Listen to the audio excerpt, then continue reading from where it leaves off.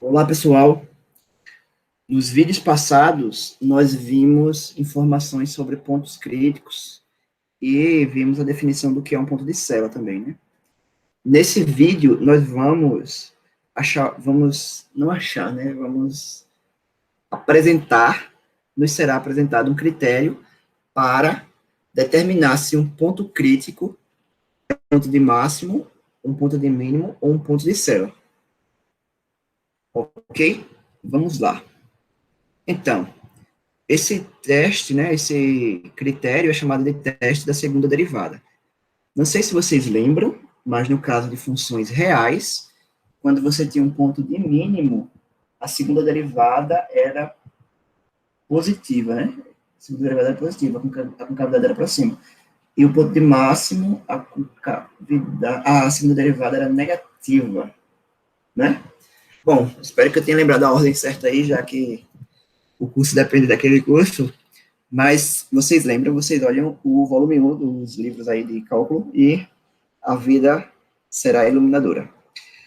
No nosso caso particular daqui, no nosso caso de duas variáveis, o teste da segunda derivada vai ser um pouquinho mais elaborado, né? Porque ele vai depender das derivadas parciais todas, ok? Então, vamos pegar uma função que seja contínua em todos os pontos próximos de AB mas que contínua, né? Ela seja diferenciável ali perto e as derivadas parciais se anulem, ok? Ou seja, você quer um ponto crítico. Você quer que o AB seja ponto crítico. O gradiente no AB é o vetor zero. Encontramos um ponto crítico. Aí, agora que temos um ponto crítico, nos perguntamos, será que é ponto de máximo? Será que é ponto de mínimo? Ou será que é ponto de zero? E a resposta para essa pergunta vem a partir da segunda derivada. Se você tiver que del 2f, del x2, del 2f, del y2, menos del 2f, del x, del y, del 2f, del x.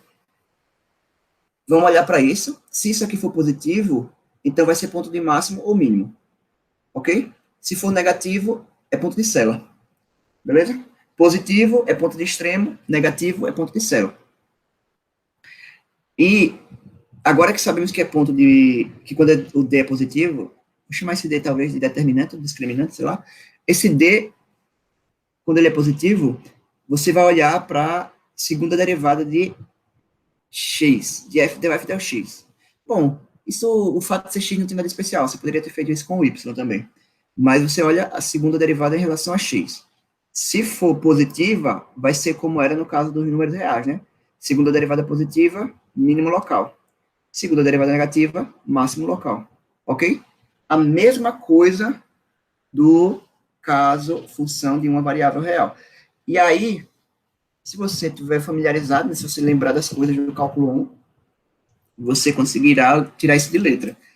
Mas você pode olhar para essa expressão e pensar, meu Deus, como é que eu vou lembrar disso? E a resposta é, você pode olhar para isso como sendo uma espécie de um determinante de uma matriz. Seria o determinante da matriz del 2f x2, x com x, del f, x com y, y com x, y com y. Ok? Esse determinante é justamente esse D, que vai ser igual ao D. Além disso, o que é que nós podemos observar é que se as segundas derivadas são contínuas, né? Isso aqui, na verdade, vai ser igual. E vamos supor aqui que a segunda derivada seja contínua, tá? Então, se é esse aqui tem que ser igual, então a gente poderia ter escrito simplesmente um deles dois ao quadrado, tá? Eu preferi escrever assim, diferente do que alguns livros fazem, porque ficava mais fácil de apresentar essa ideia do determinante. Ok? Bom, esse é o teorema. Agora vamos aplicar o teorema, vamos ver o que acontece.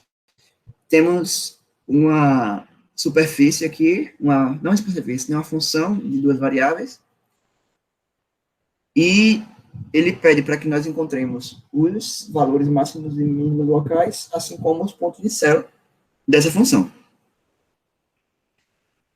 Para encontrar esses caras, nós primeiro temos que encontrar os pontos críticos. Então, vamos derivar f em relação a x, mandar ele se anular, né? Quando derivar em relação a x, fica 4x cubo menos 4y. Opa, não. É 4y mesmo, né? Rapaz, que coisa peculiar. Beleza, agora derivando em relação a y. Peraí, antes de derivar em relação a y, vamos logo colocar igual a zero, né? Porque vamos ser práticos. Isso aqui igual a zero vai implicar x ao cubo igual a y. Ok. Agora queremos del f, del x igual a... Não del f, del x. Agora queremos del f, del y. Vai ficar 4y cubo menos 4x igual a zero, que implica agora y ao cubo igual a x. Ok? Beleza. Pronto. Lembrando que x e y são números reais, né? Então, o que eu vou fazer é o seguinte, eu vou usar a expressão para pegar o valor de x. X é igual a y ao cubo. Isso implica que x ao cubo é igual a y ao cubo ao cubo. Só que x ao cubo é igual a... Só que x ao cubo é igual a y, né? Por causa dessa expressão. Então, a gente vai ficar com y igual a y elevado a 9, que implica y sendo o quê? Sendo igual a... Ou, não y. Vou dividir tudo por jornada por y, vai ficar 1 igual a y à oitava. E isso implica y igual a mais ou menos 1. Só tem essas duas raízes reais, né? Só existe dois números reais que é elevado a 8 dá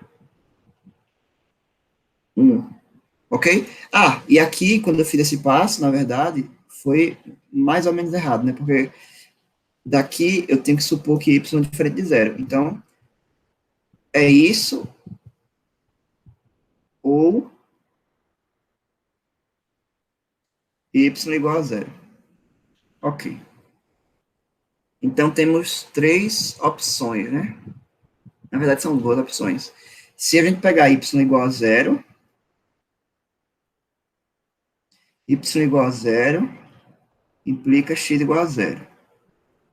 Ou y igual a menos 1, que implica x igual a menos 1. Ok, então temos esses dois pontos críticos. Temos dois pontos críticos, que são... Escrever pontos críticos.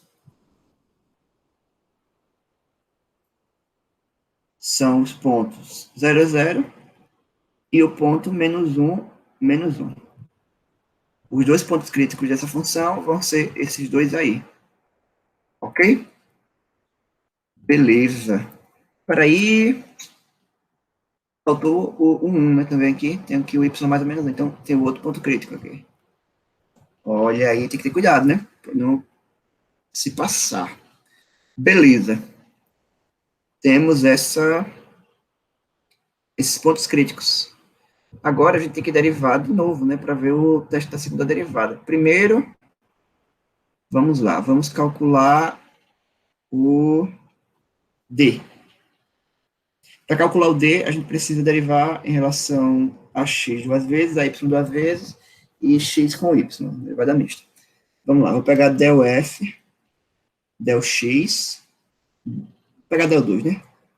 Já derivamos em relação a x, isso aqui vai ser del x, da del f, del x, e a del f, del x nós já sabemos quem é, vamos olhar quem é lá. Del f, del x era 4x cubo menos 4y. Você deve derivar essa relação a x de novo, vai ficar 12x2, na verdade. 12x2. Se a gente derivasse isso em relação a y, ia ficar menos 4, né? Então, del 2f, del y, del x, ia ficar menos 4.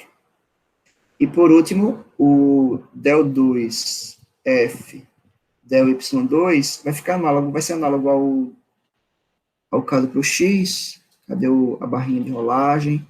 Tá aqui. Vai ficar análogo ao caso do x, então se a gente derivar aqui, vai ficar 4, menos 4 também, não, opa, vai ficar 12y2. Pronto, isso mesmo. 12y2. Ok? Pronto. Beleza. Agora, vamos calcular o d de xy. Ok? Vai ficar del 2f del x2, que é 12x quadrado, multiplicado com y, né, 12y quadrado, menos esse cara aqui vai ficar ao quadrado, porque a gente está com polinômio, isso pode ser diferenciado quantas vezes quiser, então, se derivar em relação a x, depois a y, em relação a x, dá a mesma coisa, então vai ficar menos 4 ao quadrado. Isso daqui dá igual a 12 ao quadrado, que é 144, multiplicado por x quadrado, multiplicado por y quadrado. Ok? Isso daí dá igual a... Opa, cadê o 12? Cadê o 4 quadrado, que é 16? Faltou, né?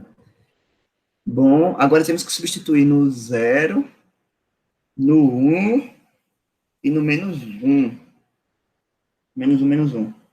Se a gente pegar e quiser calcular o D00, vai ser igual a, coloco o 0 aqui, vai ficar menos 16. Deu negativo, no 0 deu negativo. Então, o 0 já tem que ser ponto de célula. O 0 já é ponto de célula. Agora vamos ver no 1 e no menos 1. No 1, no 1, né, vai ser positivo. Né? Vai ser D de 1, 1. Vai ser igual a D do menos 1, que bom. Menos 1 a conta para fazer. E isso vai ser igual a 144 menos 16, que dá 144 menos 14, dá 130, menos 2, 128.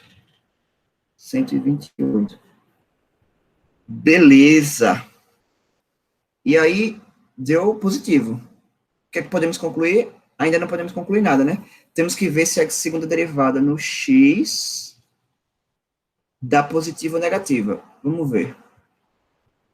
Para o 0, a segunda derivada dá positiva. Opa, no 0 não, no 1. Aí no menos também, né? Porque vai ser 12x2. Então, deu positivo. Então, a segunda derivada é positiva. E aí, o que é que nós temos quando a segunda derivada é positiva? Temos um ponto de mínimo local, ok? Então, essa função atinge mínimos locais, tanto no 1 quanto no menos 1, ok? Pronto. Isso acaba o exemplo. E tem que enfatizar, né? Vou enfatizar para vocês, na verdade, que tem que lembrar direitinho desse teste, tá? Primeira coisa, você olha para o determinante dessa matriz, para lembrar quem é o D. Se você conseguir memorizar, é melhor ainda. E aí, para D negativo, já está resolvido, já é ponto de célula. Para D positivo, é ponto extremo. Aí você tem que verificar qual é o tipo de extremo. Aí lembra do cálculo 1, que se a segunda derivada for positiva, é ponto de mínimo, se a segunda derivada for negativa, é ponto de máximo. Beleza? O que fica de mistério é, e o que acontece no 0, né? Se o D é igual a 0. Se o D é igual a 0, o teste não diz nada pra gente. É inconclusivo, tá? Então, você tem que encontrar outras vias para descobrir se o ponto é de máximo ou de mínimo no momento em que você tem um D igual a zero. Ok? Espero que esteja claro e até o próximo vídeo.